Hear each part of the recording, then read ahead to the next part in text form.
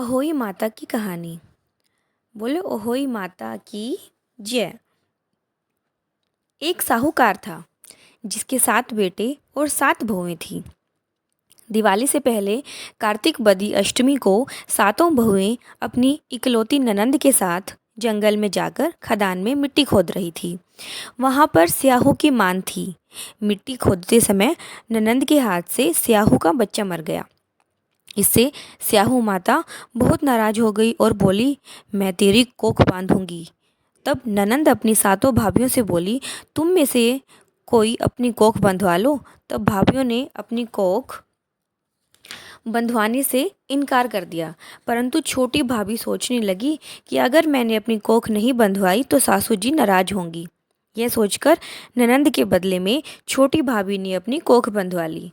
अब इसके बाद उसको जो बच्चा होता वह 7 दिन का होकर मर जाता। एक दिन उसने पंडित को बुलाकर पूछा, मेरी संतान 7वें दिन क्यों मर जाती है? तब पंडित ने कहा, तुम सुरही गाय की सेवा करो। सुरही गाय स्याहू माता की भाईली है। वह तेरी कोख खुलवा देंगी जब तेरा बच्चा जिएगा। अब वह बहुत जल्दी उठकर चुपचाप सुरही गाय के नीचे साफ सफाई कराती। गाय एक पैर से लंगड़ी थी। गौ माता बोली, हर रोज उठकर कौन मेरी सेवा कर रहा है, सो आज देखूंगी। गौ माता खूब सवेरे उठी। क्या देखती हैं कि साहूकार के बेटे की बहू इसके नीचे साफ सफाई कर रही है। गौ माता उससे बोली, क्या मांगती है? साहूकार की बहू बोली, स्याहू माता तुम्हारी भाईली है और उसने मेरी कोख बांध रखी है, सो मेरी कोख खुलवा दो। गौ माता ने कहा, अच्छा। अब तो गौ माता समुद्र पार साहूकार की बहू को अपनी भाईली के पास लेकर चली। रास्ते में कड़ी धूप थी, सो वह दोनों एक पेड़ के नीचे बैठ गई। थोड़ी देर में एक सांप आया। उसी पेड़ पर गरुड़ पंखनी का एक बच्चा था। सांप उसको डसने लगा। तब साहूकार की बहू ने सांप मारकर ढाल के नीचे दबा दिया और बच्चे को बचा लिया। थोड़ी देर में गरुड़ पंखनी आई तो वहाँ खून देखकर साहूकार की बहू को चोंच मारने लगी। तब साहूकार की बहू बोली, मैंने तेरे बच्चे को नहीं मारा, बल्कि सांप तेरे बच्चे के करीब आया था। मैंने तो उससे तेरे बच्चे की रक्षा की है। यह सुनकर गरुड़ पंखनी बोली, मांग तू क्या मांगती है? वह बोली, 7 समुद्र पार स्याहू माता रहती है, हमें तू उसके पास पहुंचा दे। तब गरुड़ पंखनी ने दोनों को अपनी पीठ पर बैठाकर स्याहू माता के पास पहुंचा दिया। स्याहू माता उनको देखकर बोली, आ बहन, बहुत दिनों में आई है। फिर कहने लगी, बहन मेरे सिर में जुएं पड़ गई हैं। तब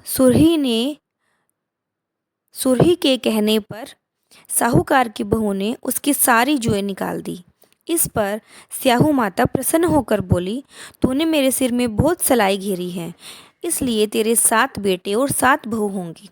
वह बोली, मेरा तो एक भी बेटा नहीं, 7 बेटे कहाँ से होंगे? स्याहू माता बोली, वचन दिया है, वचन से फिरूं तो धोबी की कुंड पर कंकरी होऊं।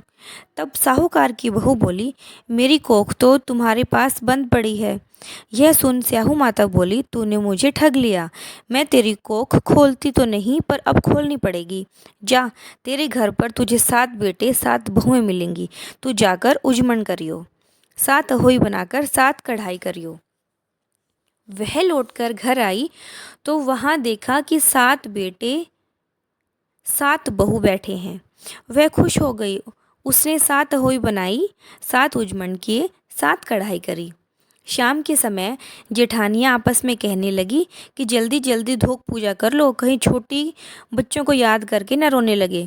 थोड़ी देर में उन्होंने अपने बच्चों से कहा, अपनी चाची के घर जाकर देखाओ कि आज वह अभी तक रोई क्यों नहीं। बच्चों ने आकर कहा, चाची तो कुछ मान रही है, खूब उजमन हो रहा है। यह सुनते ही जेठानियाँ दौड़ी दौड़ी वहाँ आई और आकर कहने लगी कि तूने कोख कैसे खुलवाई? वह बोली, तुमने तो कोख बंधवाई नहीं थी, सो मैंने कोख बंधवा ली थी। अब स्याहू माता ने कृपा करके मेरी कोख खोल दी है। हे स्याहू माता, जिस प्रकार उस साहूकार की बहू की कोख खोली, उसी प्रकार हमारी भी कोख खोलियो। जय अहोई माता।